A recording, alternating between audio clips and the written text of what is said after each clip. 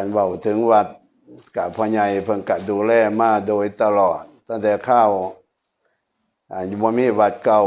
พ่อใหญ่เพิ่นก็ค้ำพาค้ำเน้นอยู่วัดชะแนงก็ขี่จักรยานไปบ้างย่างไปบ้างอุปถัมภ์บำรุงบวรพุทธศาสนาพาลูกเต้าพาลูกพาหลานเฮ็ด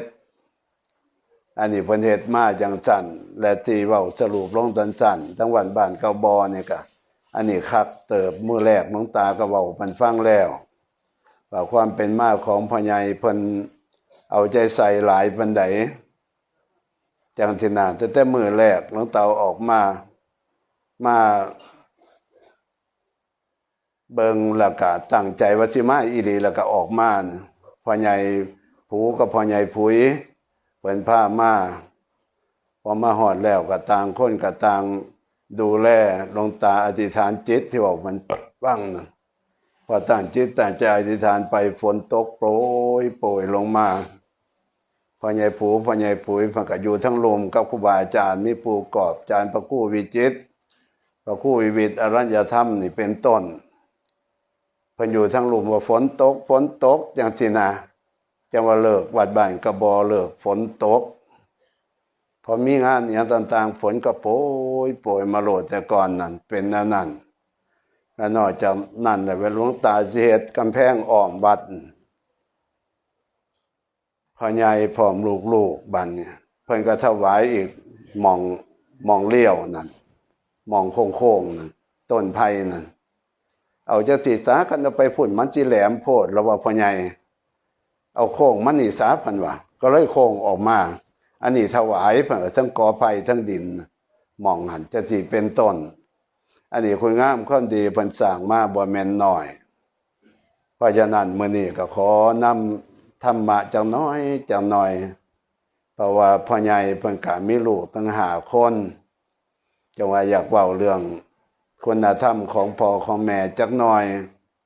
งานใดก็สร้างหลวงตาเลยอยากเว้าพ่อแม่เนี่ยเพิ่นเลี้ยงลูกมาบ่ว่าผู้ใดเป็นตะเบิงแต่ละคนเลี้ยงมาด้วยความหักความแพงอีหลียากลำบากส่ำใดก็สร้างแม้บ่มีส่ำใดก็ตามขนขวายหาเบิดเฮือนนี่กว่าสิได้หลังหนึ่งนี่ก็บ่แม่นธรรมดาคนก็ลำบากลำบนแผ่นดินนี่ก็เพื่อจะได้เฮ็ดไร่เฮ็ดนาเป็นมรดกตกทอดให้ลูกให้เต้าก็บ่แม่นเรื่องธรรมดาปานใดเพิ่นขนขวายเพื่อลูกเพื่อเต้าทั้งเบิดพ่อแม่ชีวิตของพ่อของแม่ยากส่ำใดก็สร้างอดทนบ่มีผู้ใดคือเลี้ยงลูกมาเพราะฉะนั้นพุทธเจ้าก็เลยตรัสไว้ พ่อแม่น่ะเพิ่นทำหน้าที่อย่างสมบูรณ์พ่อใหญ่ปูก็ดีแม่ใหญ่หนูพรเนาะแล้วก็แม่ใหญ่สังวานก็ดีเลี้ยงลูกด้วยคุณธรรมมีหลักอยู่5ประการอันนี้พวกเฮาทั้งหลายผู้ใดแล้วก็บ่เป็นหยังผู้บ่ทันได้เข้าใจก็ตั้งใจทองไว้ในใจหน้าที่ของพ่อของแม่เพิ่นเฮ็ดกับลูกๆน่ะคักเติบอีหลีมีหยังแน่ว่าท่านพุทธเจ้าเพิ่นแสดงไว้1ห้ามไม่ให้ลูกทำความชั่วอันนี้เป็นหน้าที่ของพ่อของแม่อีหลีระมัดระวังดูแลพยายามเบิดสิ่งทุกอย่างห้ามแนวใดมันสิบ่ดีต่างๆพ่อแม่นี่พยายามห้ามคันลูกเฮ็ดพ่อแม่ก็บ่สบายใจบ่มีความสุขใจเสียอกเสียใจคันลูกบ่ดีจังซี่นะเป็นหยังบ่จะเป็นจังซั่นเพราะว่าพ่อแม่นั่นรักลูกเป็นมิตรแท้ของลูกอีหลีพ่อแม่เป็นมิตรแท้ในเรือนผู้อื่นนั้นอาจจะแท้แน่บ่แท้แน่แต่ว่าพ่อกับแม่นี่แน่นอนนี่เพราะฉะนั้นพยายามพ่อกับแม่นี่ข้อหนึ่งสมบูรณ์อยู่ในจิตในใจของพ่อของแม่หักคักอีหลี จังพยายามบ่ให้ลูกเข็ดสัวห้ามแล้วห้ามอีกนี่ประการที่สองและพยายามสอนลูกสอนเต่าให้ขยันหมั่นเพียรสอนลูกสอนเต่าให้ตั้งอยู่ในศีลในธรรมบอกแล้วบอกอีกสอนแล้วสอนอีกอันนี้หน้าที่พ่อหน้าที่แม่เพิ่นทำบ่ว่าผู้ใดเว้าย้ำอีกซะเฮ็ดคักอีหลีกับลูกกับเต่าตัวนี้บางเทื่อลูกก็บ่เข้าใจพ่อเข้าใจแม่ก็ว่ารำคาญพ่อแม่เว้าดุอันนี้ลูกบ่เข้าใจเพราะฉะนั้นคันลูกเต่ากระจากมาใส่แต่ละเทื่อนี่พ่อกับแม่น้ำตามันไหลลงในท้องมันบ่แม่นออกทางนอกย่านลูกเห็นพยายามอดพยายามกั้นคันลูกกระจากใส่นะจะแม่นเว้าหลายอยากไล่เว้าแต่ความเก่าลูกบางคนมันก็ขัดเติบอยู่มันบ่ฮู้จักหัวอกของพ่อของแม่ส่วนผู้อื่นนั่นดีบ่ดีเพิ่นก็บ่ว่าหยังแต่ว่าลูกเจ้าของน่ะเพิ่นฮักเพิ่นแพงเพราะฉะนั้นเพิ่นยังเว้าแล้วย้ำแล้วย้ำอีกย้ำแล้วย้ำอีกจังสินะอยากให้คิดข้อที่3บัดนี้ย่านลูกนี่บ่ได้เรียนหนังสือพ่อแม่น่ะเสียสละเวลาดูแลทั้งบัดให้โอกาสลูกได้ศึกษาเราเรียนตั้งแ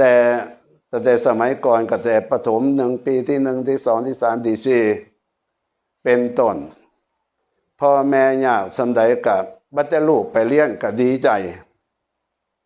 อิ่มอกอิ่มใจอยู่ต่อมาบัดนี้เขามีเรียนป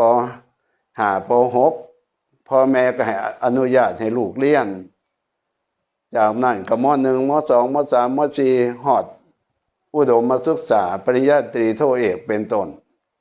ขูดหัวเล่าเก่าหัวหญ้าบางพ่อบางแม่โอ้ยหลวงตาเบิ่งแล้วนะรู้ตนงัวเป็นเบิดเป็นคอกควายเบิดเป็นคอกกว่าลูกผู้หนึ่งสิเรียนจบยอมเบิดสุสิ่งสุอย่างเบิ่งแน่จะอยากให้ลูกนั่นได้รับการศึกษาอยากให้ลูกมีสติมีปัญญาเพราะฉะนั้นนักเอาเบาสู่ทั้งเบิดลูกไปเรียนหนังสือมาฮอดกะหลังเถื่อฮอดบ่1เข้าล้างถ้วยล้างจานกะพ่อกับแม่หาอยู่ให้กินไปถ่ายเฮ็ดไปถ่าเบิด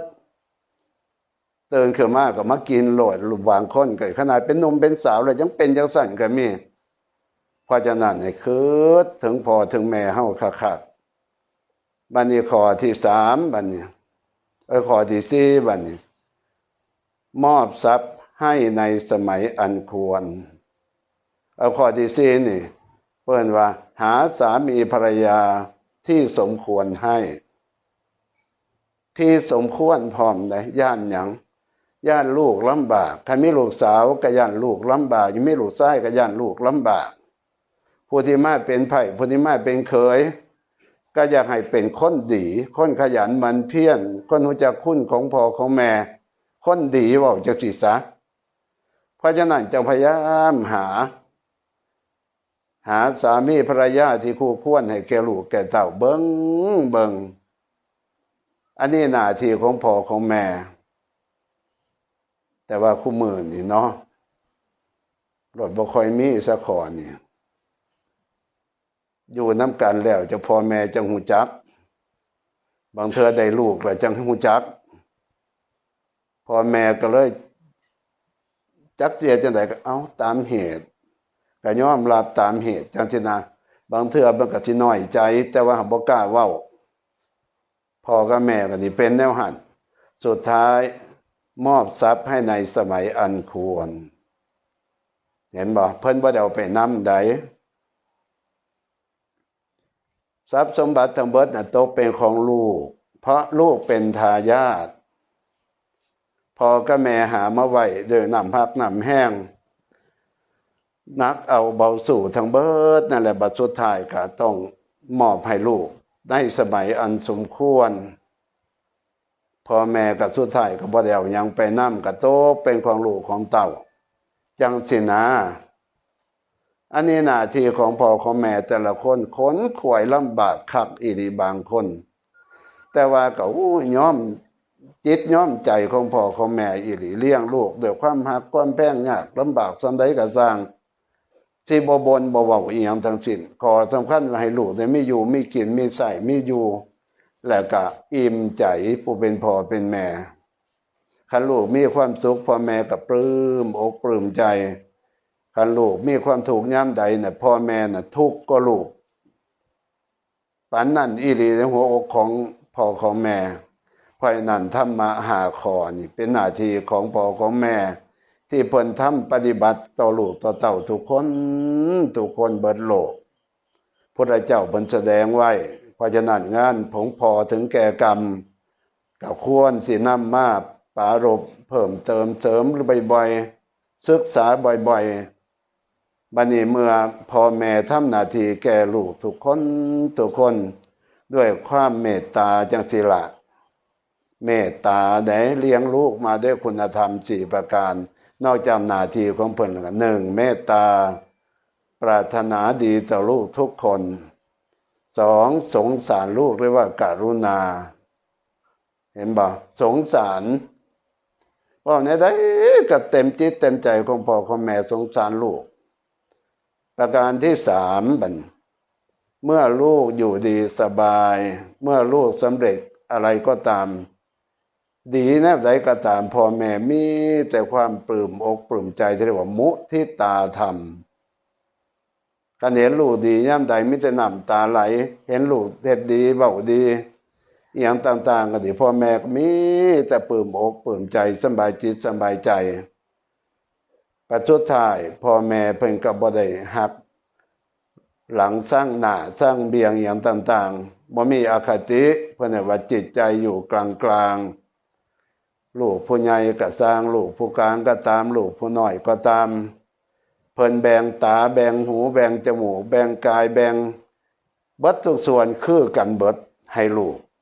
แขนก็2แขนมือก็2มือขาก็2ขาเป็นต้นอันนี้พ่อแม่เพิ่นแบ่งให้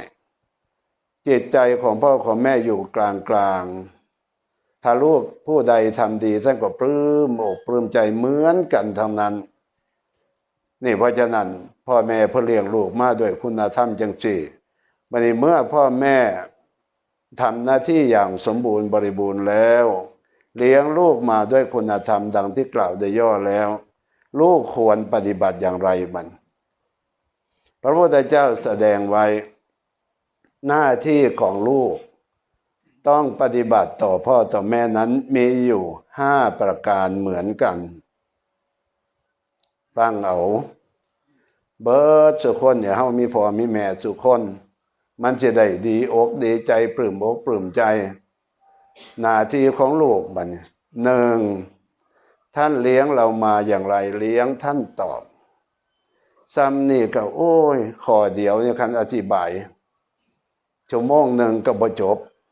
ข้อเดียวนี่เพราะอย่างถ้ามาข้อนี้กว้างอีหลีท่านเลี้ยงเรามาอย่างไรเลี้ยงท่านตอบเบิ่งติล่ะ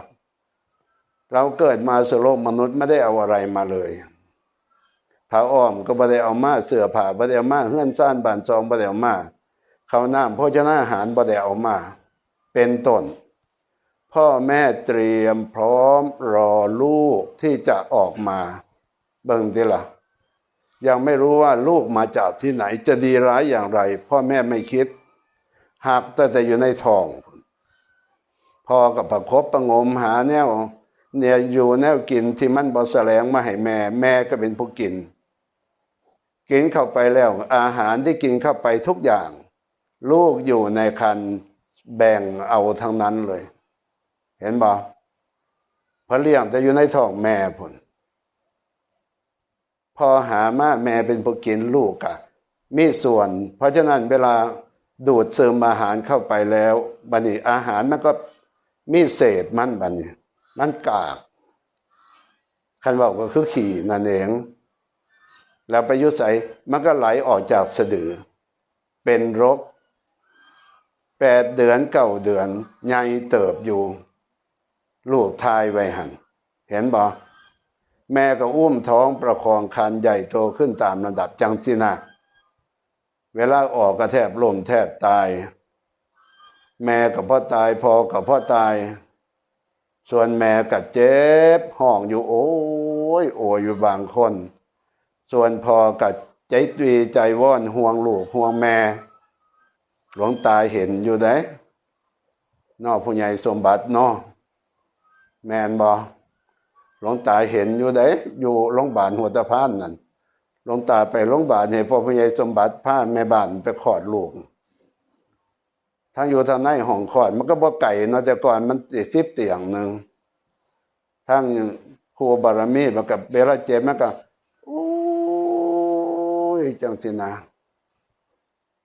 พอผู้ใหญ่สมบัติกับลูกขึ้นกับไปซองหมอก็บ่ให้เข้าจังสินะหลวงตาเราเอาไปเทศหลายบอนเด้อพอผู้ใหญ่เด้อโอ้ยจะมันได้อารมณ์ดีอีดีเด้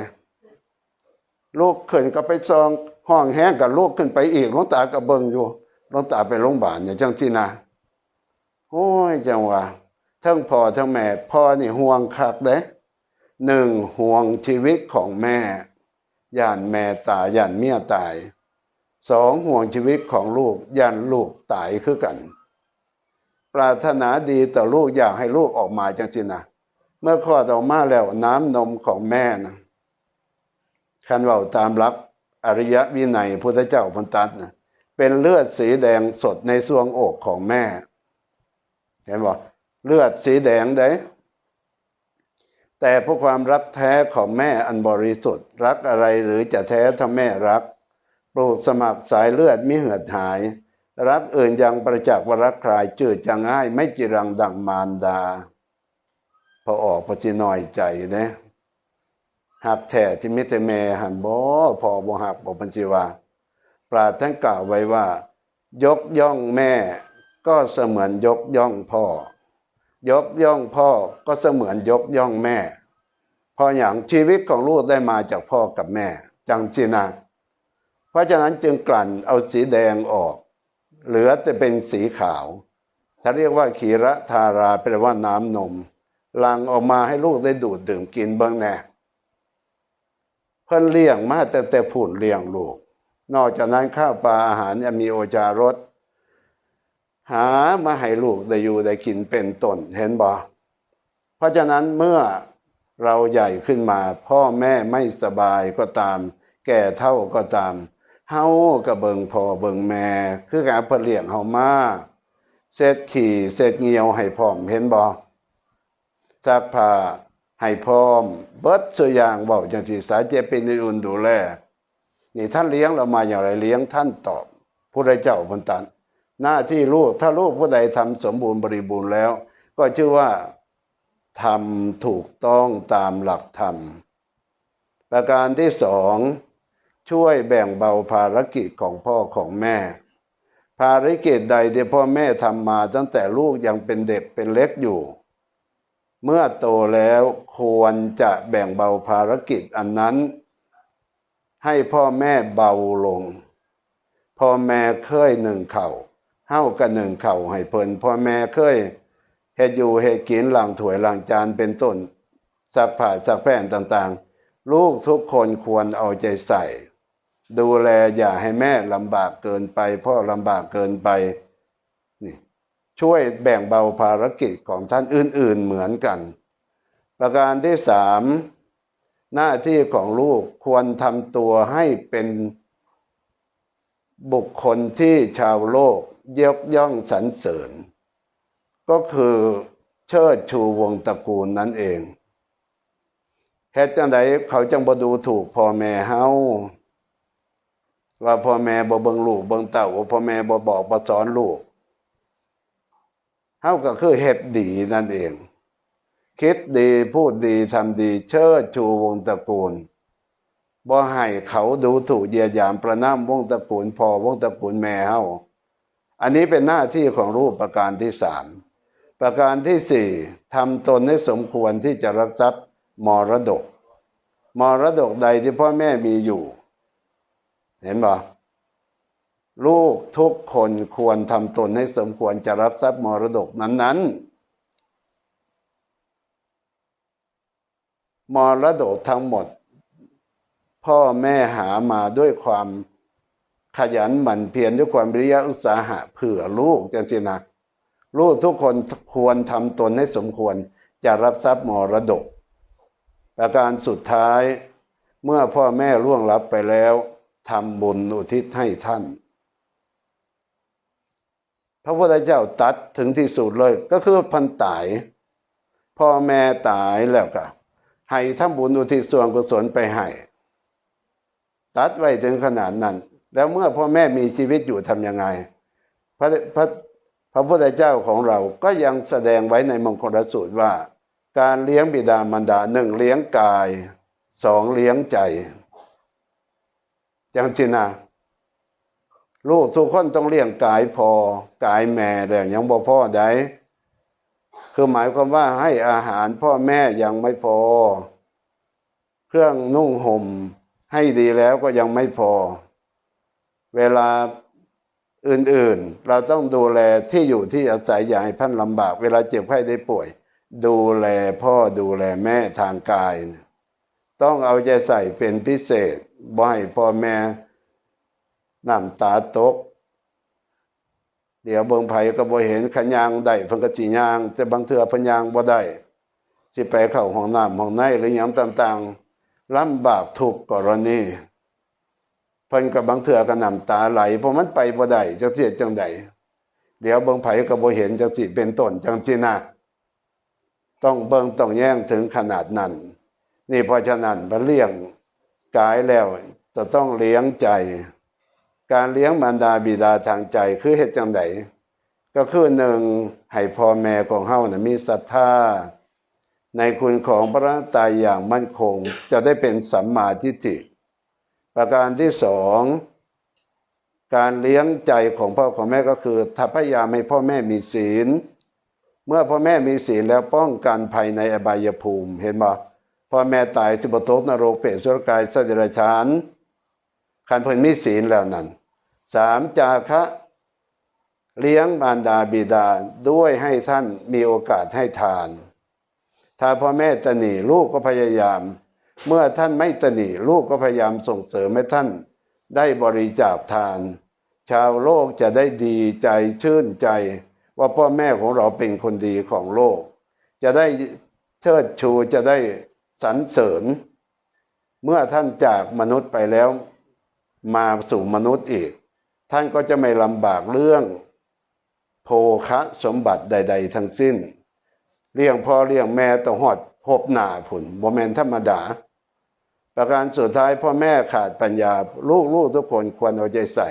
ทำอย่างไรพ่อแม่จึงจะมีปัญญาคันพ่อแม่มีปัญญาแล้วถือว่าเลี้ยงใจของพ่อของแม่ท่านอยู่ในโลกนี้เวลาเกิดแก่มาเจ็บป่วยมาหรือพลัดพรากจากกันและกันอะไรต่างๆก็ตาม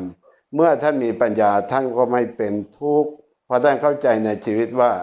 ทุกชีวิตเกิดมาต้องแก่เจ็บป่วยตายแล้วก็พลัดพรากเมื่อพ่อแม่มีปัญญาอย่างนี้ท่านก็ไม่เป็นทุกข์เห็นไหม